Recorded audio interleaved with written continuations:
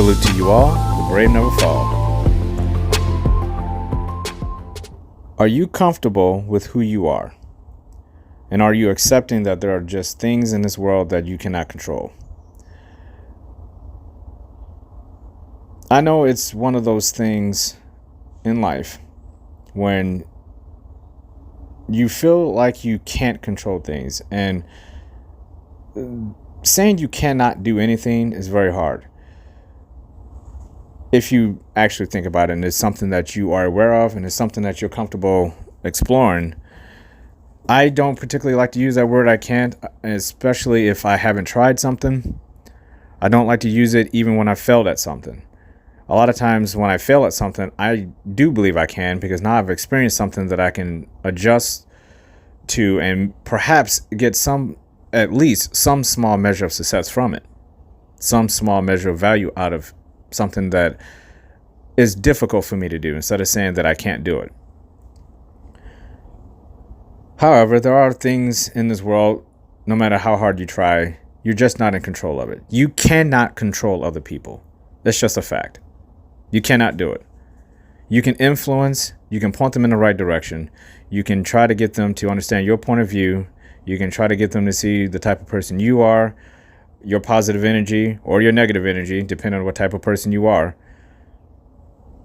But ultimately, when you walk in your journey, that person is walking their journey, and there's not much you can do about that. There are just things you have to accept you cannot control. There are so many more things that you can control for your life, though. Control is a funny word to begin with, because it's an assumption that you can take a person, a place, or a thing and dominate it in a way where you are the only person that can affect that person, place, or thing. It's not like if you pick up a pencil and you write your name, you're in control of that situation. You can't pick up a person and make them love you. It doesn't work like that. Just doesn't work like that. It's very hard. You could pick anybody on the street and get them to hate you in a matter of seconds. You can't pick anybody on the street and get them to love you in a matter of seconds. You just cannot do it. Why is that so difficult? To get people to like you more than to get them to hate you. And it's very simple. It's trust. People know what it takes to maintain that kind of level of responsibility when you say you love someone, or you start a relationship with someone, even on a friendship level. You're giving up control at that point. If you thought you had control, the moment you enter any type of relationship with anyone or anything or any place, if you go to a work environment, you're giving up a lot of control, because you're bound to other people. You're connected to other people who are living their own lives. The illusion of control goes away real quick, versus when you go home and you're with people who trust you and they're all in with you and they support you no matter what you do, in most cases, unless you're doing something detrimental to yourself and others. But if you're doing the right things and you're a good person, you have that safety net. So you feel like you're a little bit more in control when you step to the door at home. You come in, I can control this. I can choose to make these decisions in this house. But can you? At any moment, the person you trusted can walk into the room and say goodbye. You could lose your job and come home and realize you're going to lose your house. You can be riding around in your nice car and somebody could sideswipe you. Are you in control of all those things?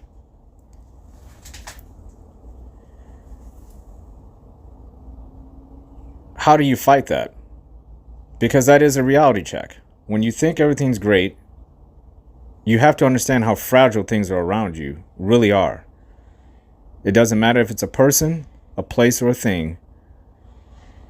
You are very limited in what you can control of those things. But there's one thing that I have come to learn, and this has been so great for me. It doesn't matter what level or degree of control I have over people, over places, and over material things. What matters is, do I have control over my own mind, my own body, my own thoughts, my own actions, my own heart? Because when that happens, it doesn't matter if I'm in control of anything outside of my body. I'm walking my path, and I'm not stopping for any of those things. I'm not allowing those things to just stand still in front of me. I'm in constant motion. I'm constantly trying to walk past all this stuff because they're going to reoccur. We're not talking about the people who are staple to you, so to speak. If you're in love with someone, that person can leave, but if you're doing all the right things, the odds are that person is going to see the value in them, and if you guys have equal value, they're going to stay with you. Your children are going to love you. Unless you do something insane, they're going to love you. If you're a good hard worker at work, you're going to have a good job. And if your car gets sideswiped, if you have a good job and you have people to support you, you'll get through it. You can get another one. It's a material thing. It doesn't mean anything. Walk all that back. Where does it start? All that started with you. Your decision making, your mind, your body, your heart, your soul. It starts with you first. All the rest of it is an illusion. And that's when you can say, okay, I can't control any of this stuff. It's okay to say I can't do it in that regard, because you can't. But what you can say, if you don't want to say that word, you can say, you know what? I can control myself, which will affect all those other things that I believe I cannot do. Because how you approach those issues is what affects you. It's going to affect you deeply, because there's comfort in knowing that you can walk into a situation knowing that it may change at any moment and you're prepared for it. I've said that so much to so many people that it's a safety net. It's a safety net. It's the reason why we have car insurance. If you want to think about material things, it's much easier to drive around in a car if you have insurance versus if you don't. For one, it's against the law, but for two, if you wreck your car, you are screwed. We like comfort. And I always thought people take more pride, in a lot of cases, not all people, but most people take more pride in comfort in having material things and the best job and the trophy wife or husband more than they do starting all that, walking it back all the way to themselves and saying, why I don't have all of that for myself? Because all of those other things are just that much better. They're not going to go away. You can acquire those things at any time.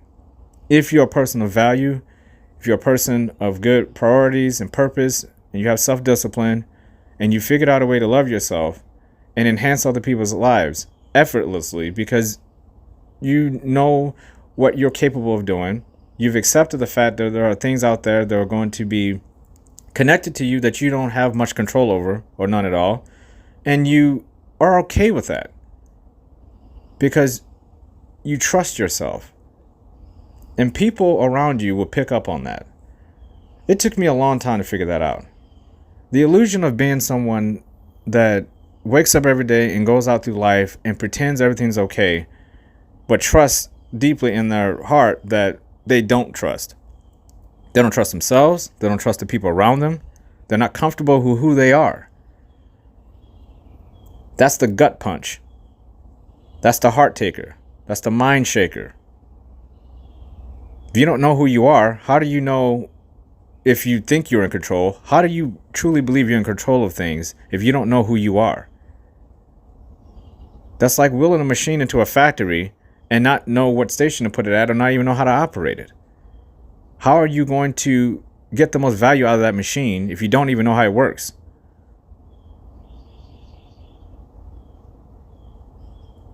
It's a simple thing. But it goes back to honesty and self-reflection. When you look in the mirror, do you trust yourself to get through the day, make all the right decisions, or at least as many of them as you can, because it's very hard to go through a whole day with making every decision, quote unquote, perfect. Are you okay with the fact you're going to fail then? Because once you realize that you're not going to make every right decision, you've already accepted the fact that there are going to be things today you're going to fail at. Control comes in though, right? Because there are certain things that you can control. And one of those things are you can't put yourself in situations and things you think you would fail at and you can succeed at them. That's where pushing yourself a little further means. Self-discipline for me is when I know I'm going to fail at something, I need to know that I'm also going to win at something that I wasn't expecting. So if I know I'm going to have these little small failures today, I also know I'm going to have some small victories. I can put those things into place, and they can be as simple as I did everything that I wanted to do today. Regardless of how the outcome was, that's a goal completed. I may have failed at attempting to run 14 miles, but I ran 10. And that was better than I was running a year and a half ago, 2 years ago. I may have wanted to do this or do that. You can apply it to anything. But the point is that you put yourself in a mindset before you even set out that day that you're going to have small victories and you're going to have small failures. But those victories add up. Them failures you're going to learn from. No downside to either one. And you're in control of all of them.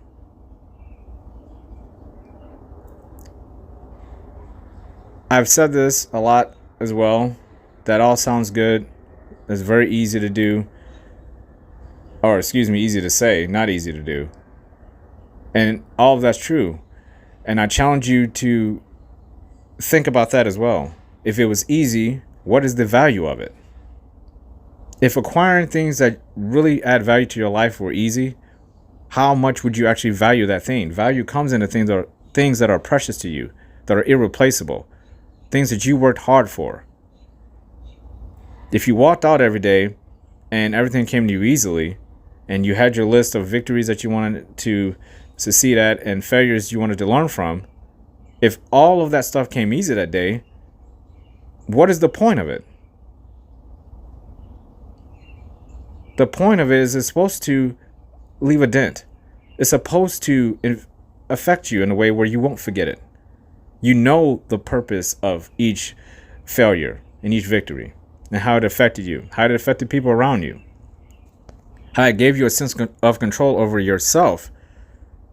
And if you're a person who likes having things in control and order and making sure nothing surprises you and you're ready for anything, that's where it starts. It starts with you. And the fact that you accept the fact that you're going to go out in the world each day and face the unexpected and not be afraid of it. Quite the contrary. You look forward to it. I know I do. I love failing. Not in a big way. Nobody wants a failed marriage. Nobody wants a failed job where you get fired or you fail at things that are really important to you, but you're not putting in the effort and you fail and you feel like you could have done better. You fail on yourself because you have bad habits and you're not prioritizing. You're not self-disciplined. You made a horrible decision that you can't take back that affects other people. Those are not the failures I'm talking about. Those are life-changing, huge failures that are going to come in life regardless. But those small failures every day are the ones that are going to prepare you for those bigger ones we just talked about. Those small failures are the ones I like, because those are the ones that are hardening me up mentally to deal with all the things I'm going to need to deal with, so my heart doesn't just shrivel up into nothing when life hits me.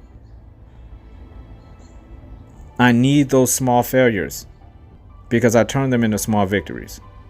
Those small victories add up to big victories. Those small failures, the ones that I learn from, whenever trouble comes looking at me, I know I'm ready. I know I'm ready because I'm comfortable with who I am, and I've accepted the fact that I'm not in control of everything, but I sure as hell can deal with it. I have the confidence and I trust myself to know that I can deal with it.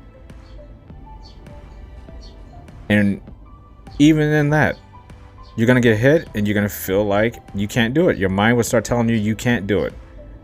You were wrong all along. You can't deal with this. You're not strong enough. You can't control things. You're weak. You're pathetic. You're a failure. You're a loser. Your mind would do stuff like that because it wants you to stop pushing. It wants you to revert back into something comfortable so you can rest. So you can rest and be comfortable. Your heart is pumping though. Your mind is trying to rest, but your heart, you're getting anxiety. It's pumping. It's going faster. It wants you to speed up. Your mind wants you to slow down. You're at war with yourself. That's why it's so incredibly important to get control over yourself more than it is to accept the fact that you're not in control of everything going on around you.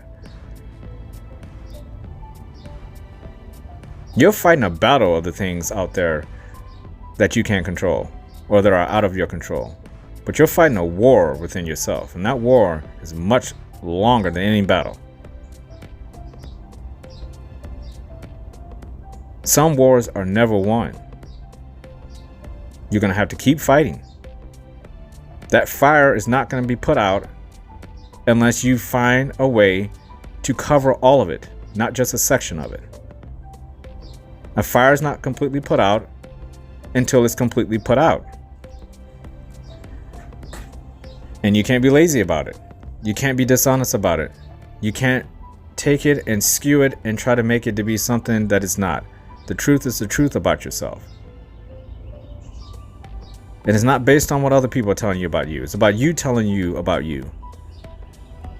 How comfortable do you want to be? There's nothing wrong with being comfortable. I'm comfortable with where I'm at mentally, but I know in my heart I have a long way to go because life is changing. I'm not standing still. I'm constantly moving. I'm seeing new things every day, and I'm pushing myself to make sure that I don't get comfortable. I like to be comfortable mentally because that's where the self-discipline comes in. But I don't really want to be comfortable in my heart. I want that heart to keep pumping, give me the fire to go out and do new things, learn new things. That passion, it starts in that heart. And I want to be connected through everything with my soul. I love being connected. It makes me feel that I'm alive, that I'm not dead, that I have purpose. You have to get rid of the idea of being a victim is okay in your life. You have to get rid of that piece of darkness within you that keeps telling you you're not good enough. That there is no light at the end of the tunnel. There is a light. There is a fire at the end of that tunnel. You have to keep walking. Is it comfortable? No. And it never will be. You're fighting a war. Balance, self-discipline. Those are the goals. You find them through small victories and small failures every single day. And be consistent about it. Accept the fact that you're flawed, but love yourself enough to know that you're aware of it. And that you can push through it. And that there is no stopping. Who cares of what you're in control of? If you're not in control of yourself, if you're not balanced, if you're not aware of who you are. That's where it starts. Be comfortable with your version of who you want to be. If no one has told you this today, I love you. You deserve to hear that. Salute to you all. The brave never fall.